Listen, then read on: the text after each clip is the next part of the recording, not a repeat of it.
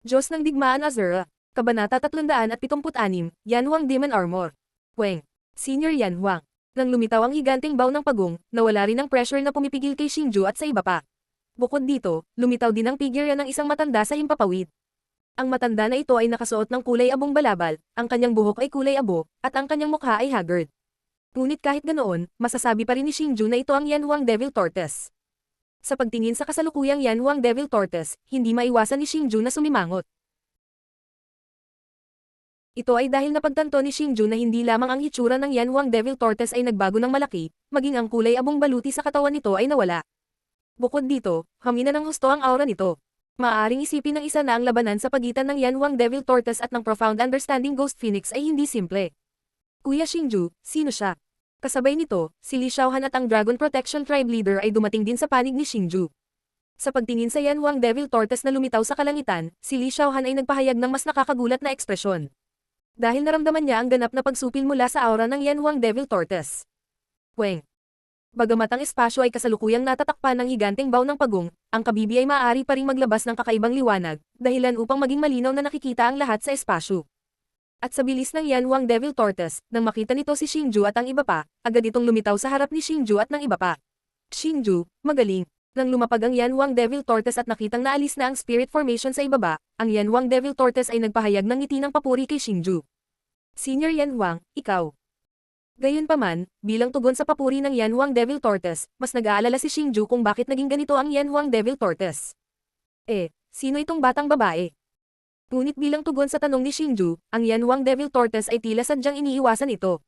Pagkatapos, nagmamadali itong tumingin kay Li Xiaohan, na nasa tabi ni Xingju, at nagtatakang nagtanong. Senior Yan Huang, ito ang aking kasintahan, si Li Xiaohan. Xiaohan, ito si Senior Yan Huang.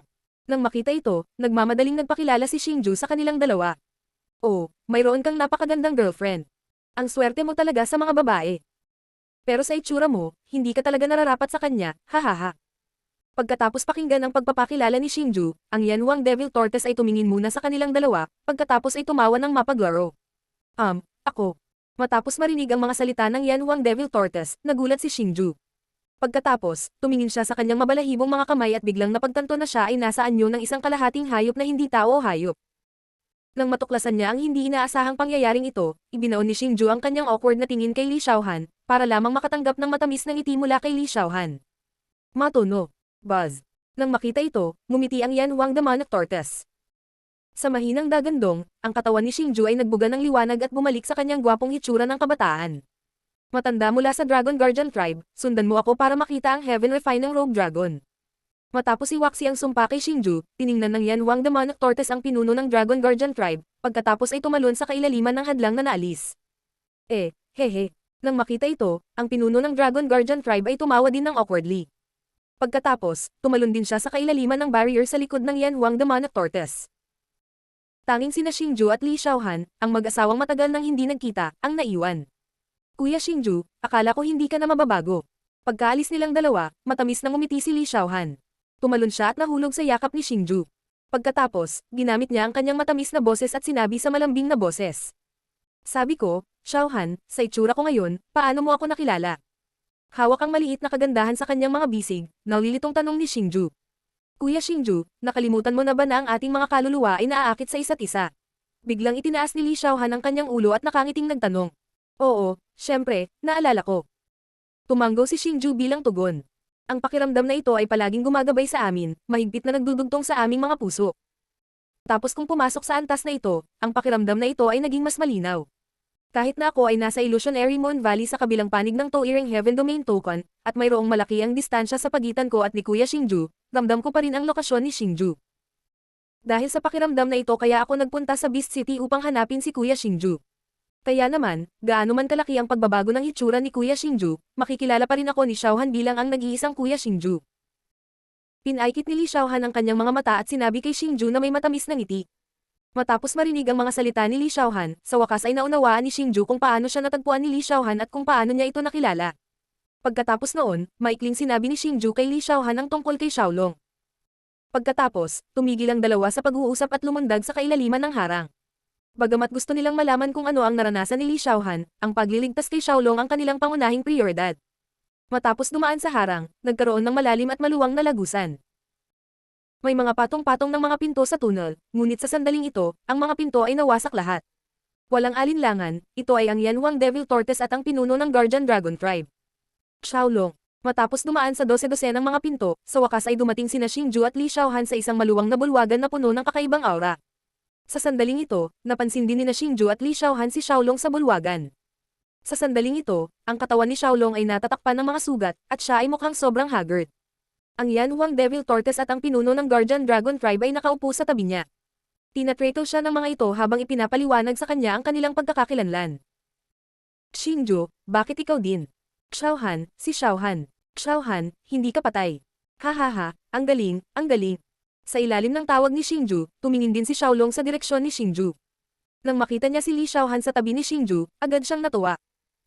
Pagkatapos, binaliwala niya ang kanyang kasalukuyang mga pinsala at pumunta kay Li Xiaohan upang masayang batiin ito. Malaman ng isa na sa puso ni Xiaolong, maliban sa pagbitay, si Li Xiaohan ang may pinakamahalagang bagay. Bagamat patuloy na sinasaway ni Li Xiaohan ang nakatatanda ng Imperial Wind Pavilion, silang dalawa ay may napakagandang relasyon. Lord Divine Dragon, ang oras ay mahalaga. Bilisan natin at gamutin ang mga sugat natin. Habang nag-uusap sina Xingju, Li Xiaohan, at Xiaolong, ang pinuno ng Guardian Dragon Tribe sa likod nila ay nag-aalalang sinabi. Lord Lian Tian, talagang apurahan ang sitwasyon. Dapat mo munang gamutin ang iyong mga sugat, at pagkatapos ay dali-daling pinuhin ang Sacred Beast Pearl. Sa sandaling ito, nakangiting sabi ng Flaming Yellow Demonic Tortoise. Sa sandaling ito, may isang purple na perlas sa kanyang kamay. Ang perlas na ito ay katulad ng sukat sa Dragon Pearl ng Guardian Dragon Tribe. Gayunpaman, ito ay kulay ube. Higit pa rito, mayroong isang katulad na sangkap na dumadaloy sa loob nito. Naglalabas din ito ng hindi maaura-aura. Malamang, ito ang Sacred Beast Pearl na binanggit ni Xiaolong noon. Oo, Xiaolong, dapat nating bilisan at gamutin ang iyong mga sugat. Tungkol naman kay Xiaohan, pag-uusapan natin ito sa hinaharap. Nang makita ito, nakangiting sabi ni Xingju. Bagamat gusto niyang malaman kung ano ang eksaktong nangyari kay Li Xiaohan, wala siyang gaanong oras para makipag-chat tungkol dito. Pagkatapos noon, ang Patriarch ng Guardian Dragon Tribe ay nagsimulang gamutin ang mga pinsala ni Xiaolong sa isang espesyal na pamamaraan. Sa ilalim ng kanyang paggamot, ang mga pinsala ni Xiaolong ay mabilis na nakabawi. Dapat malaman ng isang tao na ang mga pinsala ni Xiaolong ay sanhi ng isang combat emperor. Ang ganitong uri ng pinsala ay nagmula sa kaluluwa, at napakahirap gamutin kahit na may heaven grade pill. Gayunpaman, ang paggamot mula sa Patriarch ng Guardian Dragon Tribe ay lubos na epektibo. Ayon sa Patriarch ng Guardian Dragon Tribe, ang ganitong uri ng paggamot ay epektibo lamang para sa mga miyembro ng tribo. Gayunpaman, masalata ang epekto ng paggamit nito kay Xiaolong. Makikita na ang Guardian Dragon Tribe ay nagtataglay ng kapangyarihan na protektahan si Xiaolong. Gayunpaman, ito ay tulad ng sinabi ng Flaming Yellow Demonic Tortoise. Nakalimutan na ng Guardian Dragon Tribe na ang kapangyarihang taglay nila ay ginamit para protektahan si Xiaolong. Sa halip, itinuring nila ang kapangyarihang ito bilang pamana ng kanilang tribo. Habang ginagamot ng Patriarch ng Guardian Dragon Tribe ang mga pinsala ni Xiaolong, ipinatawag ni Xingju si Xiaokong mula sa kanyang storage bracelet. Pagkatapos noon, nagsimulang pagsamahin ng Flaming Yellow Demonic Tortoise ang Sacred Beast Pearl sa Dragon Pearl. Ang ganitong uri ng pagsasanib ay napakahimala. Hindi alintana kung ito ay ang Sacred Beast Pearl o ang Dragon Pearl, silang dalawa ay naglalaman ng sobrang nakakatakot na kapangyarihan. Sa makatuwid, kahit na ang isang dalubhasa tulad ng Flaming Yellow Demonic Tortoise ay kailangang maging lubhang maingat kapag pinagsama ang dalawang perlas. Ito ay dahil walang puwang para sa anumang pagkakamali. Kung magkakaroon man ng kaunting pagkakamali, hindi lamang madudurog ang dalawang perlas, ang iilang taong naroroon ay daranas din ng nakamamatay na suntok at mamamatay. Upang hindi makagambala sa kanilang dalawa, tahimik na pinanood ni Xingju, Li Xiaohan, at Xiaokong ang Patriarch ng Guardian Dragon Tribe at ang Flaming Yellow Demonic Tortoise. Wala silang sinabi ni isang salita. Hindi man lang sila naglakas loob na huminga ng napakalakas. Pagkaraan ng 2 oras, ang mga sugat ni Xiaolong ay ganap ng napagaling ng Patriarch ng Guardian Dragon Tribe. Higit pa rito, ang Sacred Beast Pearl at ang Dragon Pearl ay nagsanib din sa isang Divine Pearl na pinagdugtong ng purple at berde sa mga kamay ng Flaming Yellow Demonic Tortoise. Ang enerhiya sa loob nito ay masasabing napakalakas. Ito ba ang tunay na Sacred Beast? Sa pagtingin sa pinagsamang Sacred Beast Pearl sa mga kamay ng Flaming Yellow Demonic Tortoise, isang ekspresyon ng pananabik ang nahayag sa mukha ni Xiaolong. Ang itsurang iyon ay parang isang bata na nakahanap ng paborito nitong merienda. Makikita ng isa na ang Sacred Beast Pearl ay may nakamamatay na atraksyon dito. Lord Lian Tian, naniniwala ako na napakalinaw mo na tungkol sa paraan para pinuhin ang Sacred Beast Pearl, tama ba? Inabot ng Flaming Yellow Demonic Tortoise ang Sacred Beast Pearl kay Xiaolong habang nakangiti itong nagtanong. Ang pamamaraang ito ay umiikot sa aking isipan sa loob ng 1,000 taon. Bagamat hindi ko pa ito ginamit noon, pagkatapos ng mahabang panahon ng patuloy na pagsasaulo, kung talagang gagamitin ko ito, hindi magkakaroon ng anumang awkwardness. Tiwala na sabi ni Xiaolong matapos matanggap ang pinagsanib na butil ng sagradong hayop. Matapos marinig ang mga salita ni Xiaolong, isang masayang ngiti ang napakita sa matanda na mukha ng Flaming Yellow Demonic Tortoise. Ang Flaming Yellow Demonic Tortoise ay gumagala sa kontinente sa libu-libong taon, lahat para sa kapakanan ng paghahanap kay Xiaolong at pagkumpleto ng misyon sa kanyang isipan. Ngayon, sa wakas ay natupad ang kanyang hiling. Sa ganitong paraan, magagawa rin niya ang talagang gusto niyang gawin ng may kapayapaan ng isip. Diyos ng Digmaan Ara. Kabanata 377, Fusion Holy Bead. Uchi. Nagbago ang mukha ng Yanhuang Devil Turtle at isang malaking subo ng dugo ang bumulwak mula sa bibig nito. Bukod dito, sa sandaling ito, kahit ang kanyang sobrang katandaan na mukha ay tila medyo lumabo. Senior Yanhuang, anong problema? Nang makita ito, mabilis na sumugod si Xingju sa harapan ng Yanhuang Devil Turtle at ay nalalayan ang Yanhuang Devil Turtle, na nasa bingit ng pagbagsak, at nag-aalalang nagtanong. Haha, okay lang ako. Nang makita si Xingju at ang iba pa na sobrang kinakabahan, ngumiti ang Yanhuang Devil Turtle at iwinagayway ang kanyang kamay. Nagsuka ka ng dugo ng walang dahilan. Paano ka magiging maayos? Isa kang mid-level combat emperor. Tanong ni Xingju na may matatag na ekspresyon. Haha. Ginamit ko ang Yanhuang Devil Armor, ang life spiritual treasure na ito, upang protektahan ang lugar na ito upang ang Profound Understanding Ghost Phoenix at ang iba pa ay hindi makagambala kay Lord Lian Tian mula sa pagdadalisay sa Sacred Beast Pearl. Ngayon lang, malamang may ginawa ang Profound Understanding Ghost Phoenix sa Yanhuang Devil Armor. Dahil sa koneksyon natin, kapag inatake ang Yanhuang Devil Armor, magre-react din ako. Gayunpaman, ang aking Yanhuang Devil Armor ay kilala sa kanyang defensive power. Kahit na ang Profound Understanding Ghost Phoenix's life spiritual treasure ay malakas sa pag-atake, hindi mahirap makapasok sa lugar na ito. Gayunpaman, Lord Lian Tian, kahit na pinoprotektahan ng aking life spiritual treasure ang lugar na ito, kailangan mo pa ring pinuhin ang Sacred Beast Pearl sa lalong madaling panahon. Nang makitang hindi payag si Xingju na sumuko, ngumiti ang Yanhuang Devil Turtle at dahan-daang ipinaliwanag ang dahilan kung bakit ito nasugatan. Sa dulo, pinaikit pa nito ang mga mata at tumingin kay Xiaolong. Nang marinig ito, ang puso ni Xingju ay hindi sinasadyang manginig. Isang pait na pakiramdam ang dahan-dahang lumabas sa kanyang puso. Hindi lang si Xingju, maging ang pinuno ng Dragon Guardian Tribe, na nagkaroon ng alitan sa dugo sa Yanhuang Devil Turtle, ang nagpahayag ng paghanga sa kanyang mukha. Ito ay dahil sila, na nakakita sa batang hitsura ng Yanhuang Demon Tortoise, ay lubos na nakaramdam na ang kasalukuyang Yanhuang Demon Tortoise ay hindi lamang tumanda, maging ang aura nito ay hamina ng husto. Ang dahilan nito ay malamang na hindi mapaghihiwalay sa life treasure na binanggit nito. At para payagan si Xiaolong na ligtas na pinuhin ang Sacred Beast Pearl, ginawa talaga ng Yanhuang Demon Tortoise ang lahat ng makakaya nito. Handa pa itong gamitin ang sarili nitong habang buhay. Ang ganitong uri ng espiritu ay talagang nakaaantig at kahanga-hanga. Oo, Senior Yanhuang, kakailanganin ko ang iyong tulong upang pinuhin ang bid ng sagradong hayop. Nang makita ito, maging ang mapagmataas na maliit na dragon ay naging maamo. Higit pa rito, tinutugunan talaga nito ang Flame Yellow Demonic Tortoise bilang senior. Hindi nagtagal, sinimulan ni Xiaolong na pinuhin ang Sacred Beast Bead sa tulong ng Flaming Yellow Demonic Tortoise. Upang hindi makagambala sa kanilang dalawa, umalis si Xingju at ang iba pa sa palasyo at pumunta sa daanan. Sa sandaling ito, ang lahat ng nasa daanan ay medyo nababalisa. Bagamat mayroon silang proteksyon ng natal spiritual artifact ng Yanhuang Devil, na nagpapahintulot sa kanila na pansamantalang manatili sa mapayapang rehiyong ito, alam nila na maaaring napapalibutan na sila ng hukbo ng Beast City. Kapag matagumpay na napino ni Xiaolong ang Sacred Beast Bead, hindi maiiwasan ang isang matinding labanan. Sa sandaling ito, ang isa na pinaka-depress ay si Xingju. Dahil kahit na may labanan, wala lang siyang lakas para labanan ang mga eksperto ng Beast City.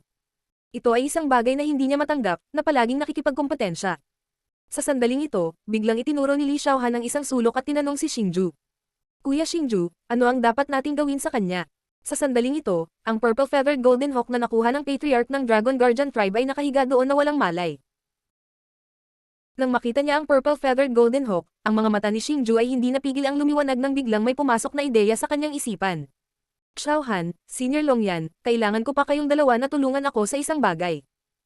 Biglang tumingin si Xingju kay Li Xiaohan at sa Patriarch ng Dragon Guardian Tribe habang siya ay nagsusumamo. Kuya Xingju, ano yun? Nag-aalalang tanong ni Li Xiaohan. Kunting kaibigan na si Xingju, kahit ano pa iyon, huwag magatubiling sabihin ng iyong isip. Hanggat ito ay nasa loob ng aking mga kakayahan, tiyak na gagawin ko ang aking makakaya. Ang Patriarch ng Dragon Guardian Tribe ay nagsuot din ng seryosong ekspresyon.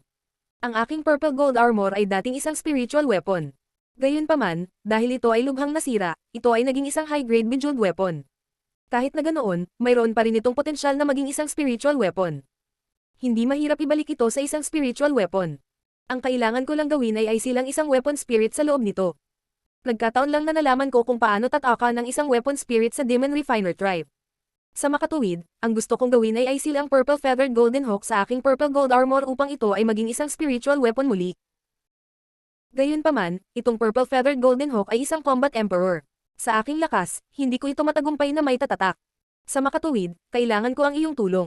Habang nagsasalita si Xingju, kinuha niya ang purple gold armor mula sa kanyang storage bracelet at kinausap si Li Xiaohan at ang patriarch ng Dragon Guardian tribe. Natuto na si Kuya Xingju ng art of crafting weapons. Mahusay ito. Matapos marinig ang mga salita ni Xingju, nagpakita si Li Xiaohan ng nagulat na ekspresyon. Ang art of crafting weapons ay isang lihim na kasanayan ng Demon Refiner tribe. Masasabing ito ang pundasyon ng Demon Refiner tribe. Ngayong natutunan na ni Xingju ang isang mahalagang lihim na kasanayan, bilang kasintahan ni Xingju, natural na napakasaya ni Li Xiaohan. Hehe, hindi simple ang munting kaibigang si Xingju. Sa katunayan na marunong ka pa sa art of crafting weapons. Paano ako makakatulong? Sabihin mo, hinaplos ng patriarch ng Dragon Guardian tribe ang kanyang mahabang balbas at ngumiti. Napakasimple nito. Magsiset up ako ng formation. Sa pamamagitan ng formation na ito, may seal ko ang purple feathered golden hawk sa aking purple gold armor. Ang kailangan mo lang gawin ay tulungan akong magbuhos ng enerhiya sa formation. Nang makitang nagkasundo silang dalawa, hindi napigilan ni Xingju na ipakita ang isang naghihintay ng ngiti. Bagamat pamilyar si Xingju sa art of crafting weapons, hindi pa talaga siya nakagawa ng isa. Sa makatuwid, ang art of crafting weapons ay talagang kaakit-akit pa rin kay Xingju. Pagkatapos, sa tulong ni Li Xiaohan at ng patriarch ng Dragon Guardian tribe, nag-set up si Xingju ng isang mahigpit na art of crafting weapons sa tunnel. Ang art of crafting weapons ay nahahati sa 5 formation eyes. Sila ay matatagpuan sa hilaga, timog, silangan, kanluran, at gitnang direksyon. Si Li Xiaohan at ang patriarch ng Dragon Guardian tribe ay nakaupo sa east at west formation eyes. Ang walang malay na purple feathered golden hawk at ang purple gold armor ay nakaupo sa north at south ayon sa pagkakabanggit. Para naman kay Xingju, umupo siya sa formation ay sa gitna. Ang isang espiritual na sandata ay hindi dapat maliitin. Dahil sa pagkakaroon ng weapon spirit, ang spiritual weapon mismo ay isang buhay na nilalang. Masasabing ang spiritual weapon mismo ay isang makapangyarihang nilalang. Upang mag-utos ng gayong nilalang, dapat na maitatag ang isang kontrata. Kung si Xingju ay magtatatag ng formation sa purple feathered golden hawk, natural na hindi papayag ang huli. Sa makatuwid, ang formation ay dapat na maitatag sa panahon ng proseso ng paggawa. Gayunpaman, ito ay nangangailangan ng ganap na kapangyarihan. Sa makatuwid, kailangan ni Xingju ang tulong ni Li Xiaohan at ng patriarch ng Dragon Guardian tribe. Ang art of crafting weapons ay hindi masyadong malaki. Ito ay halos kasing laki ng isang maliit na palasyo. Kulay dark blue iyon. Maliban sa formation ay kung saan nakaupo ang purple feathered golden hawk, na nakaset up na may masikip na barrier, ang ibang formation eyes ay napuno ng kakaibang road. Sa unang tingin, ang art of crafting weapons ay parang isang malaking defensive barrier na bumalat kay Xingju at sa iba pa. Gayunpaman, kung titingnang mabuti, matutuklasan nila na mayroong lahat ng uri ng kakaibang mga haligi ng liwanag sa loob ng defensive barrier. Bukod dito, mayroong hindi mabilang na mga ron na dumadaloy sa loob ng hadlang. Ito ay medyo napakarilag. Sa sandaling ito, si Xingju at ang iba pa ay nakaupo na sa formation eye of the art of crafting weapons. Xiaohan, Senior Longyan, handa ka na ba? Nakangiting tanong ni Xingju kina Li Xiaohan at Longyan matapos masulyapan ng pamamaraan ng pagsil sa spiritual weapon na naitala sa art of crafting weapons. Oo, nakangiting tumanggo ang dalawa. Kung gayon, magsimula tayo. Nang makita ito, nakangiting sabi ni Xingju. Buzz. Sa sandaling humina ang boses ni Xingju, si Li Xiaohan at ang pinuno ng angkan ng Dragon Protection Tribe ay nagsimulang ibuhos ang kanilang malakas na enerhiya sa Porma Sayon. Sa sandaling ito, ang mga ron na dahan-daang umiikot sa Porma Sayon ay nagsimulang mabilis na umikot. Sa sandaling ito, ang loob ng Porma Sayon, na malinaw pa ring nakikita kanina, ay ganap na natatakpan ng mga ron. Bukod dito, ang maningning na malalim na asul na liwanag ay patuloy na ibinubuga mula sa Porma Sayon. Napakaganda. Si Xiao Kong, na nakaupo sa labas, ay nagpakita ng gulat na ekspresyon habang nakatitig sa napakagandang crafting formation. Bagamat nakita niya ang mga elder ng Dragon Guardian tribe na nag-set up ng isang formation, at ang kalangitan sa itaas ng Dark Ridge mismo ay isang malakas na formation, hindi pa siya nakakita ng ganoong formation dati. Gayunpaman, ito ang unang pagkakataon na nakakita siya ng napakagandang hanay ng mga kagamitan. Bilang isang bagitong binibini, hindi niya naiwas ang ihayag ang kanyang emosyon nang makakita siya ng napakagandang bagay. Lumipas ang oras habang mabilis na umaandar ang Great Refining Formation. Sa ilalim ng mabilis na daloy ng oras na ito, isang buong 10 araw ang tahimik na lumipas. Sa araw na ito, ang Great Refinal Formation, na gumagana ng buong 10 araw, sa wakas ay huminto. Ito. Kitang-kita ni Xiao Kong ang loob ng formation matapos itong tumigil sa pag-ikot. Nang muli niyang tingnan ang nagpapadalisay na Porma Sayon, natigilan siya nang matuklasan na ang katimugang bahagi ng Porma Sayon ay hindi na ang purple-feathered golden eagle mula kanina. Sa halip, ito ay isang magical beast na may ulo ng agila at katawan ng tao na nakasuot ng purple gold armor. Kahit na sila ay pinaghiwalay ng Porma Sayon, naramdaman pa rin ni Xiao Kong ang malakas na pressure na ibinubuga mula sa mahiwagang magical beast. Bukod sa mahiwagang magical beast, nakasuot din si Xingju ng purple golden armor. Gayunpaman, ang purple golden armor sa Xingju ay tila mas makatotohanan. Sa sandaling ito, ang purple feathered golden hawk ay biglang lumuhad sa lupa at magalang na binati si Xingju. Binabati ng purple feathered golden hawk si Master. Sa pagtingin sa masunurin na purple feathered golden hawk, hindi lamang si Xingju, kundi maging sina Li Xiaohan, Long Yan, at Xiao Kong ay may nasasabik na ekspresyon sa kanilang mga mukha. Iyon ay dahil alam nila na ang pagbubuklod ng artifact spirit ay isang tagumpay. Hindi lamang nabawi ang purple golden armor sa isang spiritual artifact, ngunit matagumpay ding nakagawa ng kontrata si Xingju sa purple feathered golden hawk. Purple feathered golden hawk, bumalik ka. Biglang nagutos si Xingju. Oo. Nang marinig ang mga salita ni Xingju, ang purple feathered golden hawk ay magalang na yumuko, pagkatapos ay naging isang purple na ilaw at sumanib sa purple golden armor ni Xingju. Kasabay ng pagsikat ng liwanag, ang purple golden armor sa katawan ni Xingju ay sumailalim sa qualitative change. Ito ay isang napakalakas na puwersa. Ito ba ang pakiramdam ng isang spiritual artifact? Napakalakas talaga. Naramdaman ng purple gold armor sa kanyang katawan, ang sulok ng mga labi ni Xingju ay hindi maiwasang lumuhad, na nagpapakita ng isang ngiti ng hindi maitagong pananabik. Bilang kasalukuyang may-ari ng purple golden armor, malinaw na nararamdaman ni Xingju kung gaano ito kalakas. Ito ay talagang isang tunay na spiritual artifact. Diyos ng Digmaan Azura. Kabanata 378, Purple Feather Golden Hawk, Purple God War Armor. Kuya Xingju, binabati kita. Ito ay itinuturing na isang spiritual artifact na personal mong pinino. Dapat iba ang pakiramdam, di ba? Sa sandaling ito, ang Porma Sayon ay nawala na. Si Li Xiaohan ay naiinip na lumapit kay Xingju at binati siya ng mukha na puno ng ngiti. Ang pakiramdam ng proteksyon ng spiritual artifact na ito ay talagang hindi masama. Gayunpaman, ang artifact spirit na ito ay palaging nagpaparamdam sa akin ng kaunting awkward. Pagkatapos ng lahat, kami ay nasa lalamunan ng isa't isa at gusto niya akong patayin. Tumawa si Xingju, muling ipinakita ang saya sa kanyang puso. Iyon ang dahilan kung bakit tinataka ni Brother Xingju ang memorya ng Purple Feathered Golden Hawk at binago ang kanyang hitsura, tama ba? Nakangiting sabi ni Li Xiaohan. Oo, total, magiging war partner ko siya sa hinaharap. Kung magkakilala kami ulit, mas magiging harmonious. Ayokong magtrabaho siya sa akin nang may galit sa puso niya. Ibinuka ni Xingju ang kanyang mga kamay at sumagot sa paraang walang pag-aalinlangan. Buzz. Gayunpaman, habang nag-uusap sina Xingju at Li Xiaohan, biglang lumitaw ang isang maliwanag na liwanag sa bulwagan kung saan nililinas ni Xiaolong ang sacred beast bead sa pag-iisa. Ang liwanag ay mabilis na kumalat sa hugis ng isang globo. Sa isang iglap, dumaan ito kay Xingju at sa iba pa, nilubog sila sa loob. Ano ito? Nagulat si Xingju nang maramdaman niya ang madilim na pulang ilaw sa paligid niya. Nararamdaman niya ang siksik na war chi mula sa liwanag. Gayunpaman, ang kakaiba ay ang war chi, na dapat ay labis na marahas, ay talagang nagbigay sa kanya ng sobrang banayad na pakiramdam. Ang pakiramdam na ito ay nagparamdam sa kanya ng labis na komportable, na parabang naliligo siya dito. Big Brother Xingju, ito ang kababalaghang ginawa ng pagpasok sa war chi. Mukhang matagumpay na napino ni Xiaolong ang Sacred Beast Pearl. Nang makitang hindi naintindihan ni Xingju, si Li Xiaohan, na nasa gilid, ay nagpaliwanag sa kanya na puno ng kagalakan ang mukha. Mayroon talagang ganoon. Mahusay iyon. Pagkatapos marinig ang mga salita ni Li Xiaohan, ang mukha ni Xingju ay napuno din ng pananabik. Ang sinag ng liwanag na ito ay parang isang madilim na pulang ilog na patuloy na dumadaloy sa Xingju at sa iba pa, na naghuhugos sa kanilang mga katawan. Gayunpaman, pagkaraan ng ilang sandali, ang sinag ng liwanag na ito ay nagsimulang maglaho. Nang mawala ang sinag ng liwanag na ito, lumitaw ang mga figure ni Xiaolong at ng Flame Yellow Devil Tortoise sa harap ni Xingju at ng iba pa. Haha, Xiaolong, nagtagumpay ka. Nang makita ni Xingju si Xiaolong, lumapit si Xingju kay Xiaolong at pinalaki siya. Tila naghahanap siya ng ilang pagbabago kay Xiaolong. Hehe, munting demonyo, low-level combat emperor na ako ngayon. Nang makita ito, buong pagmamalaking itinuwid ni Xiaolong ang kanyang likod at nagpakita ng isang matangkad na ngiti. Pabiro pa niyang tinawag na muli ang sarili bilang orihinal na katawan. Makikita na sobrang saya niya sa mga sandaling ito. Isang low-level combat emperor lang.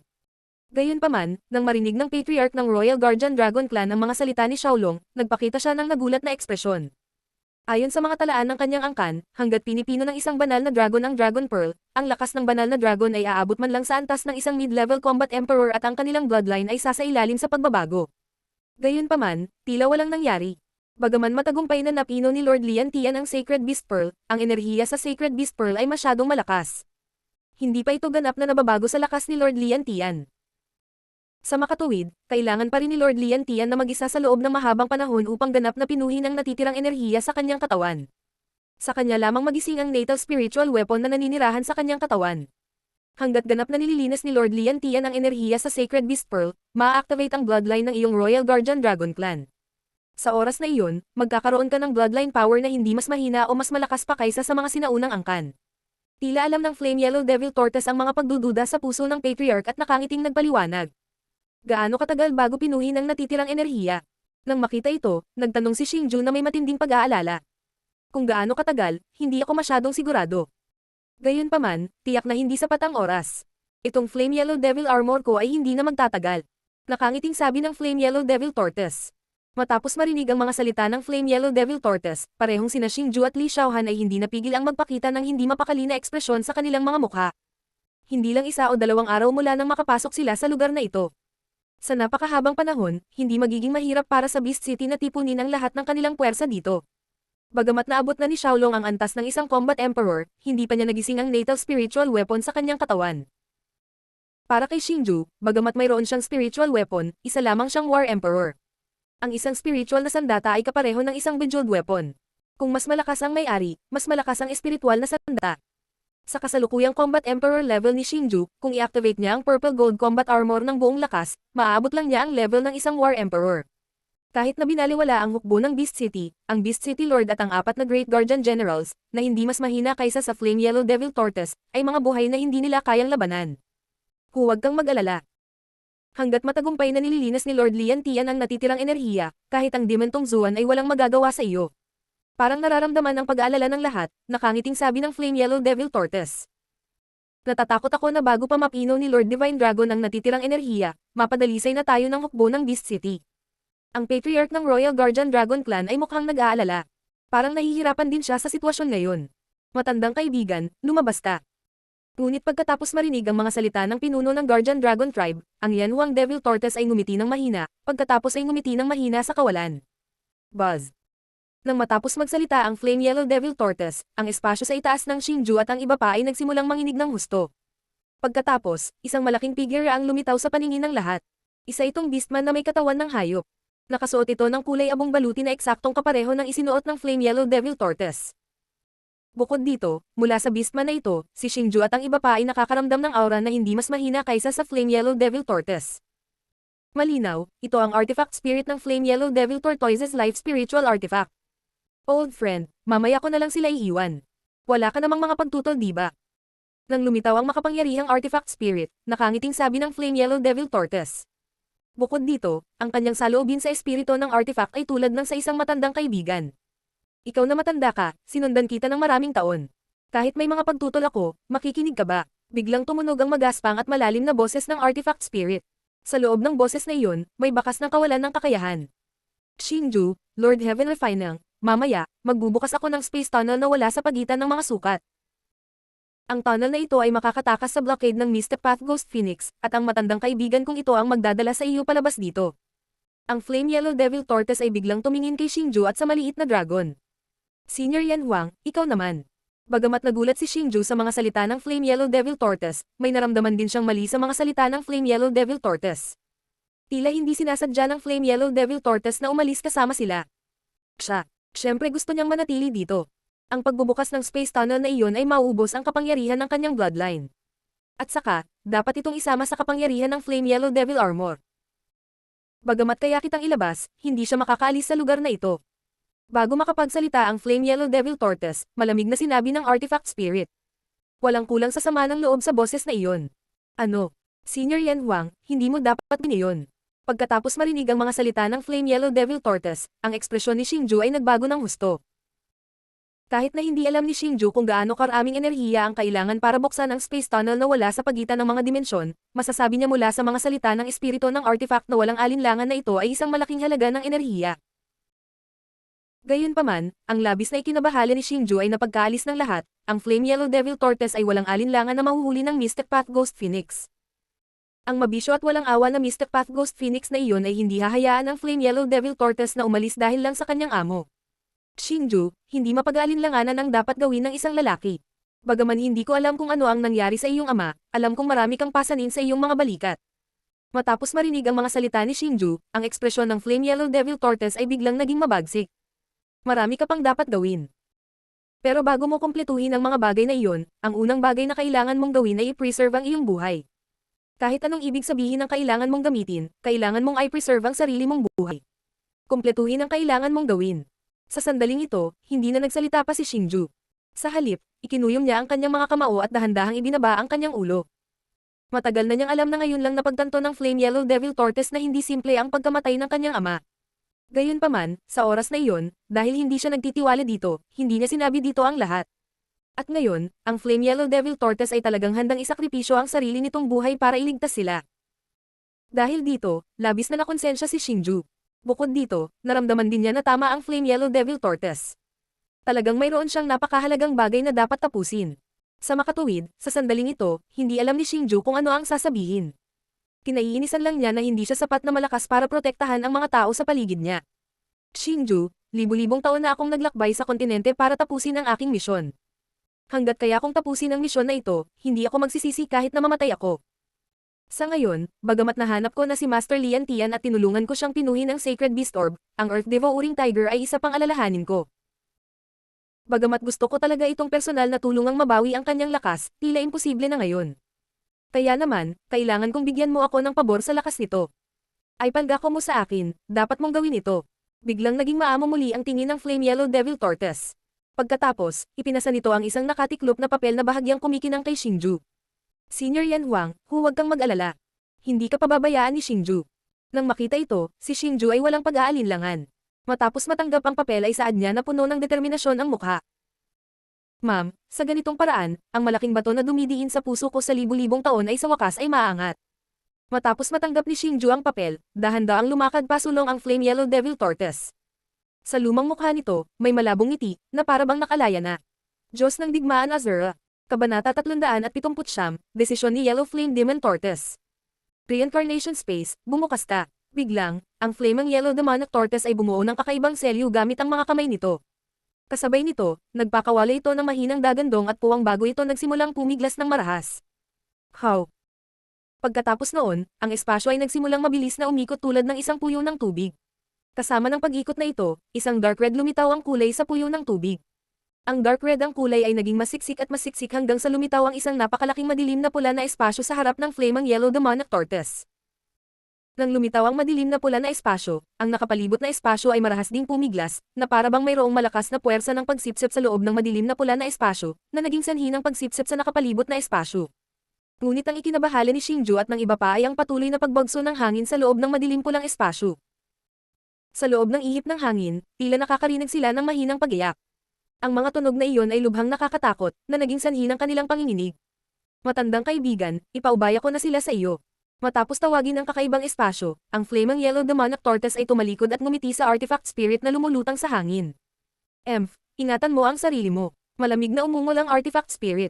Pagkatapos noon, mabilis na lumiit ang napakalaking katawan nito. Sa huli, naging kasing laki ito ng isang maliit na dragon at lumipad sa kakaibang spatial tunnel. Nang makita ito, si Xingju at ang iba pa ay hindi nang ahas na mag-alinlangan. Tiningnan nila ang matandang Flaming Yellow Demonic Tortoise na may pasasalamat na mga tingin bago sumunod sa artifact spirit papunta sa spatial tunnel. Ang spatial tunnel ay isang malalim na madilim na pula kulay. Higit pa rito, iba ang kulay na ito sa Warchi.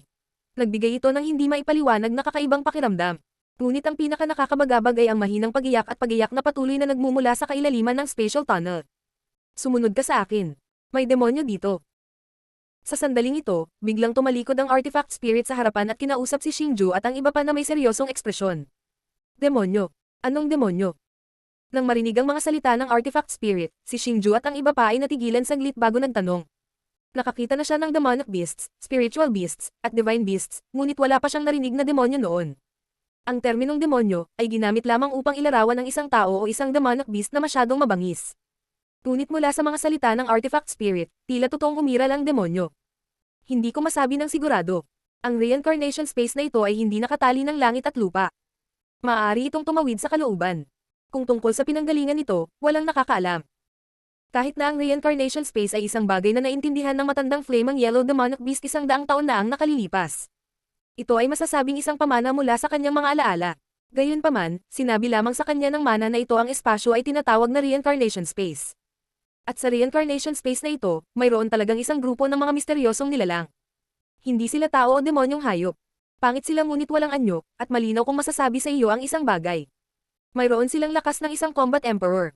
Mataimtim na sinabi ng artifact spirit kay Xingju at sa iba pa. Ang lakas ng nagninangas na langit. Sa sandaling ito, halos lahat ng naruroon ay nagpakita ng pagtataka. Ang Flaming Heaven ay ang pinakamataas na pag-iral ng mainland na ito. Dahil ginamit sila ng artifact spirit para ilarawan sila, nangangahulugan ito na maraming demonyo. Sa madaling salita, maraming eksperto sa Flaming Heaven ang naghahanda na patayin sila sa spatial tunnel na ito. Buzz. Pero hindi mo kailangang mag-alala masyado. Pinapaalala ko lang sa iyo na hindi ito ang totoong reincarnation space. Isa lang itong spatial tunnel na binuksan ng matandang flaming yellow demonic beast, kaya hindi mataas ang tsansa ng mga demonyo na lumitaw. Kahit na mayroon, hindi magiging marami sa kanila. Dagdag pa ng artifact spirit nang makita niya ang nagtatakang mga ekspresyon. Sa Xingju at sa iba pa. Kahit na gusto ng artifact spirit na sabihin sa kanila na ang lugar na ito ay hindi kasing delikado gaya ng inaakala nila, si Xingju at ang iba pa ay namangha pa rin. Kalimutan mo na, hindi ako mapakali sa lakas mo. Let me waste some energy to bring you guys out of here as soon as possible. Walang magawang umiling ang artifact spirit. Sa isang alon ng kanyang manggas, lumitaw ang kakaibang energy barrier na bumabalot kay Xingju at sa iba pa sa loob nito. Sa loob ng barrier, naramdaman ni Xingju ang isang napakalakas na defensive power. Matapos ipatawag ang hadlang, mabilis na lumipad ang artifact spirit patungo sa kailaliman ng spatial tunnel, habang ang hadlang na bumabalot sa lahat ay sumunod na malapit sa likuran. Sa pagiging maingat, si Xingju at ang iba ay patuloy na nagmamasid sa kanilang paligid. Gayunpaman, sa daan, natuklasan nila na bagaman mayroong walang katapusang mga alulong sa reincarnation space, ang direksyon ng mga alulong ay tila napakalayo mula sa kanila. Isa pa, wala silang nakitang tinatawag na mga demonyo. Marahil ito ay tulad ng sinabi ng artifact spirit. Dahil isa itong spatial tunnel at hindi totoong espasyo, hindi malaki ang posibilidad na lumitaw ang mga demonyo. Matapos ang halos 2 oras na paglipad, sa wakas ay lumitaw ang isang liwanag sa kanilang harapan. Ang liwanag ay lumaki, at nang sila ay lumapit, lahat ay nagulat ng matuklasan na ito ay ang labasan sa labas ng mundo. Sige, maaari lang kitang ipadala dito. Kung maaari ka man o hindi mabuhay ay depende sa iyong sariling kakayahan. Mataimtim na sinabi ng artifact spirit kay Xingju at sa iba pa nang dumating sila sa exit na patungo sa labas ng mundo. Buzz. Ngunit sa sandaling ito, ang espasyo ay biglang gumalaw ng marahas. Kasabay nito, ang nakakasilaw na labasan ay mabilis na lumiit, na naging sanhi ng pagkagulat ng lahat. Tumigil ka. Nang makita ito, umungal ang artifact spirit. Kasabay nito, ibinuka niya ang kanyang mga palad at isang napakalakas na enerhiya ang lumabas sa kanyang katawan. Sa sandaling ito, bumagal na rin ang spatial exit na malapit ng magsara. Bagamat bumagal ito, sumasara pa rin ito.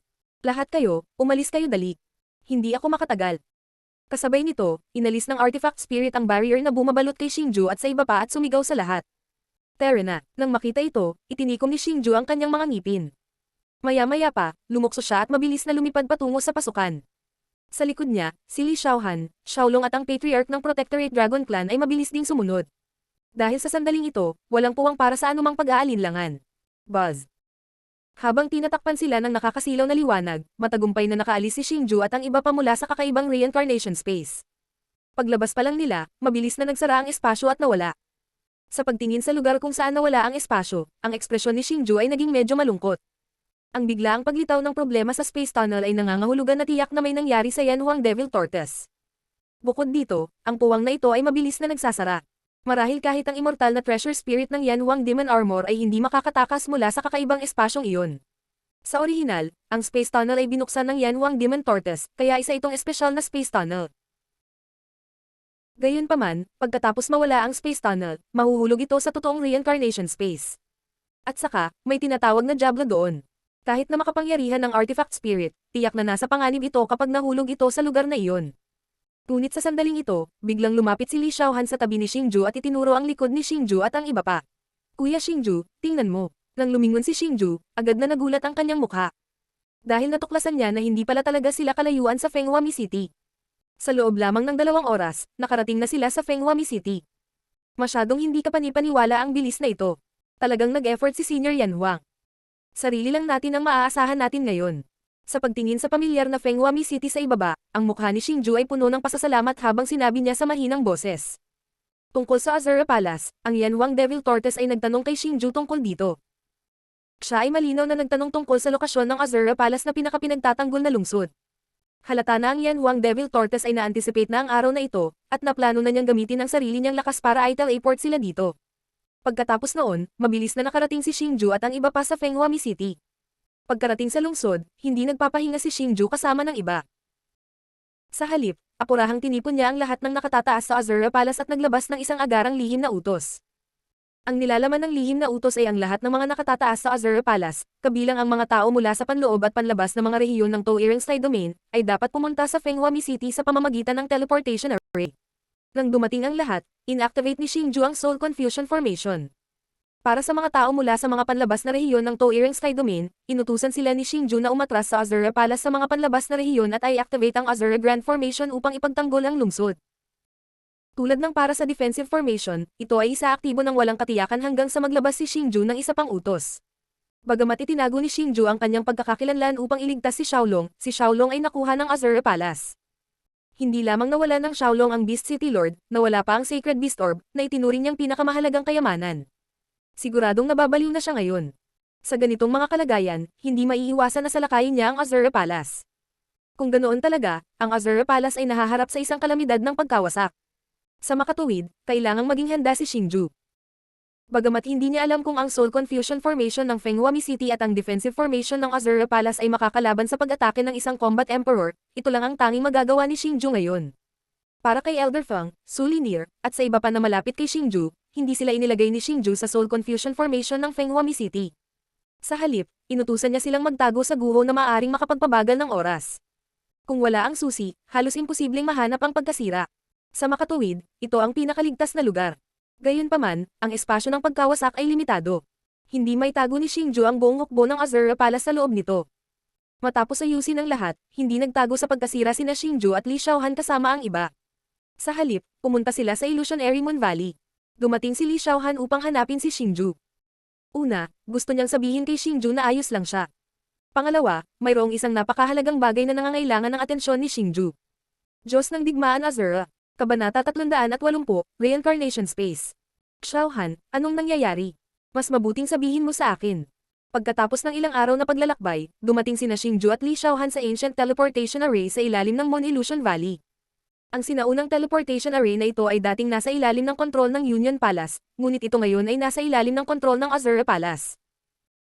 Dahil ang Azura Palace ay gumawa ng maayos na pag-aayos, ang mga tao sa Beast City ay hindi malalaman na sina Xingju at Li Xiaohan ay dumating sa Moon Illusion Valley. Kaya naman, medyo relaxed si Xingju. Gayunpaman, ang nagparamdam kay Xingju na walang magawa ay kahit na maraming beses na tinanong ni Xingju si Li Xiaohan tungkol sa dahilan kung bakit siya dinala nito sa Moon Illusion Valley, pati na rin ang nangyari pagkatapos niyang mahulog sa lambak, sinadya ni Li Xiaohan na iwasang sumagot. Kanya. Habang ganito ang ugali ni Li Xiaohan, mas hindi na makapaghintay si Xingju na malaman kung ano ang eksaktong nangyari sa kanya. Ang mga lihim na nakatago sa kanyang katawan ay patuloy na nakakaapekto sa puso ni Xingju, dahilan upang hindi siya makakain o makatulog ng mapayapa. Brother Xingju, gusto mo ring makapasok sa Combat Emperor Realm, tama ba? Dahan-daang lumingon si Li Xiaohan nang marinig niyang muli ang tanong ni Xingju. Kehe, ito. Siyempre gusto ko, tumiti si Xingju at sumagot. Dahil ang antas na iyon ay isang bagay na labis na hinanggad ni Xingju. Sa sandaling ito ng buhay at kamatayan para sa Azura Palace, dinala kita rito para tulungan kang makapasok sa Combat Emperor Realm. Pinaikit ni Li Xiaohan ang kanyang mga mata at nagpakita ng matamis na ngiti. Ano?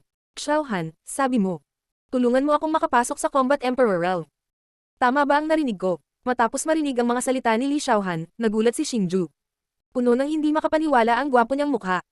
Kahit na ang kasalukuyang Xingju ay nakapasok na sa High-Level War Emperor, at sa tulong ng Soul Devouring Art, isang heaven rank technique, nakaipon na siya ng makapal na dami ng enerhiya.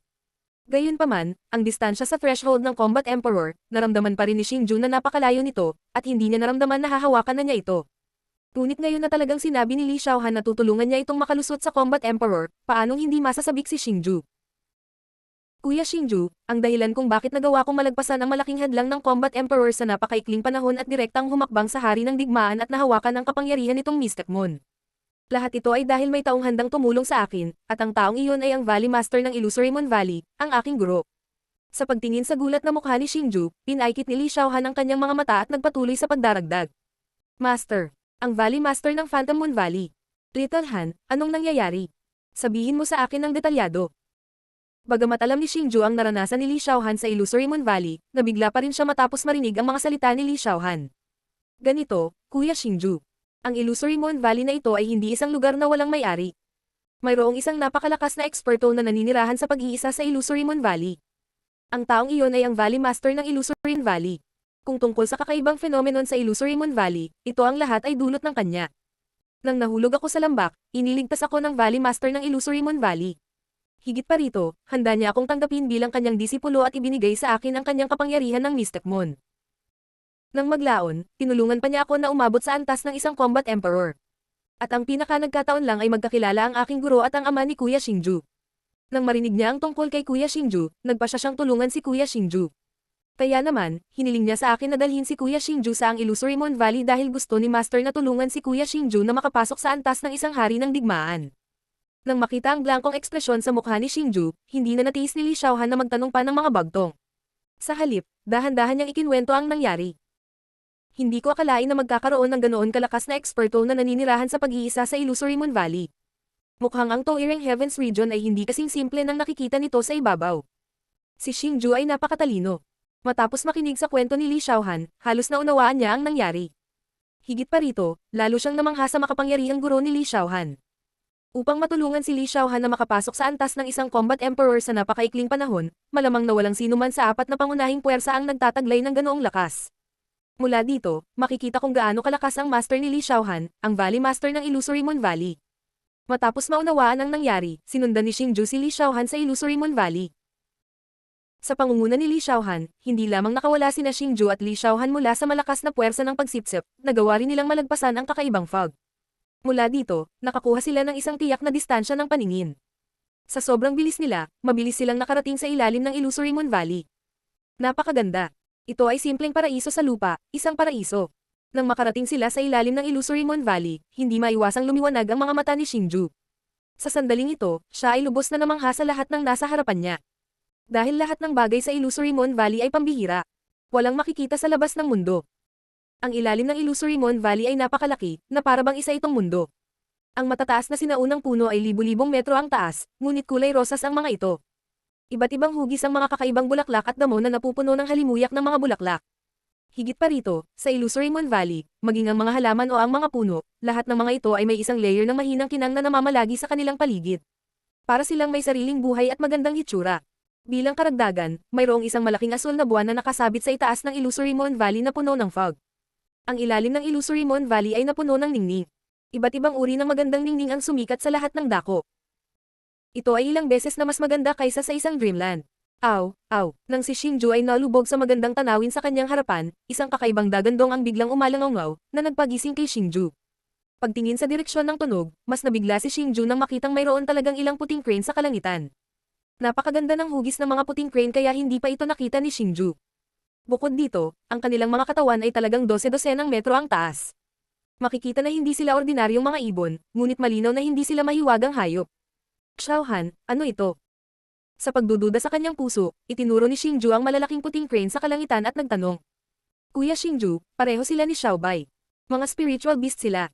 Nakangiting paliwanag ni Li Xiaohan. Sila ay talagang mga espiritual na hayop. Hindi ba ang mga espiritual na hayop ay natatangi sa Heavenly Spirit Clan? Bakit magkakaroon ng isa dito? Hindi kaya ang iyong amo ay mula sa Heavenly Spirit Clan? Tanong ni Xingju na nakabuka ang bibig sa gulat at pagkalito. Kay, hindi iyon. Si Master ay hindi mula sa Heavenly Spirit Clan. Naiinip lang talaga si Master na mamuhay mag-isa sa Mysticmon Valley. Kaya, gusto niyang manghuli ng ilang bihira at kakaibang hayop para samahan ang kanyang sarili. Gayunpaman, ang mga mahiwagang hayop ay masyadong pangit, kaya pumunta si Master sa Heavenly Spirit Clan upang hulihin ang ilang espiritual na hayop na aalagaan. Nang makita ang gulat na ekspresyon ni Xingju, hindi maiwasan ni Li Xiaohan na maalala ang kanyang nagulat na ekspresyon nang una niyang makita ang lahat sa harap niya.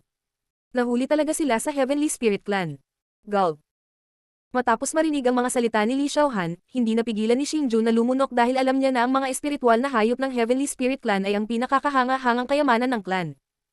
Hindi banggitin ang pagpayag sa iba na mahuli sila, hindi man lang nila ito ibibigay sa kanilang malalapit na kaibigan. Gayunpaman, ang tinaguriang master ni Xiaohan ay talagang makakahuli ng napakaraming espiritual na hayop sa Heavenly Spirit Clan sa likuran. Kitang-kita kung gaano siya kalakas. Higit pa rito, pagkatapos gamitin ni Xingju ang kanyang kaluluwa para mag-imbestiga, naramdaman na niya na hindi lang isa o dalawang espiritual na hayop na katulad ng mga puting crane sa Mystic Moon Valley. Mayroong hindi bababa sa 1,000 sa kanila. Gayunpaman, Xiaohan, bakit ang mga espiritual na hayop na ito ay nasa antas ng martial god lamang? Gayunpaman, matapos maramdaman ang mga espiritual na hayop sa Mystic Moon Valley, nagulat si Xingju nang matuklasan na ang mga espiritual na hayop ay talagang napakahina. Wala man lang mas mataas sa antas ng War Monarch. Lahat sila ay nasa antas ng Martial God. Sa totoo lang, ang mga spiritual beast na ito ay pawang mga high-class spiritual beast ng Heavenly Spirit Clan. Noong sila ay nahuli, lahat sila ay nasa Combat Emperor level. Gayunpaman, sila ay inilaan lamang na panatilihin sa pagkabihag at handgun. Hindi nais ni Master na magkaroon sila ng napakataas na katalinuhan, kaya tinatakan ni Master ang kanilang katalinuhan at kapangyarihan. Bukod sa kanilang hitsura, ang mga espiritong hayop na ito ay iba sa karaniwan hayop. Sa katalinuhan, mas mababa pa sila sa mga demonyong hayop. Paliwanag ni Li Xiaohan. Phew. Xiaohan, bakit hindi mo ako dalhin upang makita ang iyong pinakamakapangyarihang Panginoon? Nakangiting sabi ni Xingju kay Li Xiaohan pagkatapos magpakawalan ng mahabang buntong hininga. Sa sandaling iyon, ang pananabik sa puso ni Xingju ay parang isang malaking alon na hindi mapatahimik. Halos maubos ang pagkabigla ni Xingju sa misteryosong amo ni Li Xiaohan. Sa sandaling iyon, ang pinakagustong gawin ni Xingju ay makita kung ano ang hitsura ng misteryosong Mystic Moon Valley na ito. Nagmamadali kang makita ako. Baka gusto mong mag-propose ng kasal sa akin. Gayunpaman, sa sandaling lumabas ang mga salita ni Xingju sa kanyang bibig, isang banayad na boses ng babae ang biglang umalangaw. Kasabay nito, isang mahinang nakikitang figure ang lumitaw ng walang tunog sa harap ni na Xingju at Li Xiaohan. Ang taong ito ay talagang isang binibini. Hindi lamang ang kanyang edad ang kabaligtaran ni Li Xiaohan, maging ang kanyang hitsura ay napakaganda. Masasabing ang kanyang hitsura ay maaaring maging sanhi ng pagbagsak ng isang lungsod. Ang kanyang matangkad at kaakit-akit na anyo, kasama ang kanyang walang kapantay na magandang mukha, ay nagmistulang isang diwata na bumaba mula sa langit. Ito ay isang kapansin-pansing tanawin. Gayunpaman, hindi tulad ni Li Xiaohan, hindi maramdaman ni Xingju ang pagiging inosente at cute na dapat maranasan ng isang batang babae mula sa dalaga at magandang babae. Sa halip, ito ay isang uri ng karanasan na nagmula sa libu-libong taon ng karanasan at kakaibang ugali. Makikita na ang edad ng ginang na ito ay hindi kasing simple ng pagtingin niya sa ibabaw. Higit pa rito, ang kanyang lakas ay malalim at hindi maarap, na ginagawang mahirap para sa iba na makita siya. Kuya Xingju, ito ang aking master. Gayunpaman, gusto niyang tawagin siya ng mga tao na ferrying. Matapos lumitaw ang walang katulad na kagandahan, si Li Xiaohan ay nagdala ng pilyong ngiti sa tainga ni Xingju at bumulong kay Xingju. Nagbigay galang si Junior Xingju kay ferrying. Nang makita ito, hindi nagatubili si Xingju at nagmamadaling gumawa ng ilang hakbang pasulong at yumuko ng malalim. Oo, hindi masama. Ano man ang talento o hitsura, karapat-dapat ka sa aking Xiaohan. Paano ito? Bukas, ikakasal kayong dalawa sa aking Illusory Moon Valley at magiging mag-asawa. Maingat na sinukat muna ni Fairy Ying si Xingju, pagkatapos ay bahagyang ngumiti at sinabi. Matapos marinig ang kanyang mga salita, kapwa hindi napigilan ni na Xingju at Li Xiaohan na mapalaki ang kanilang mga bibig sa gulat.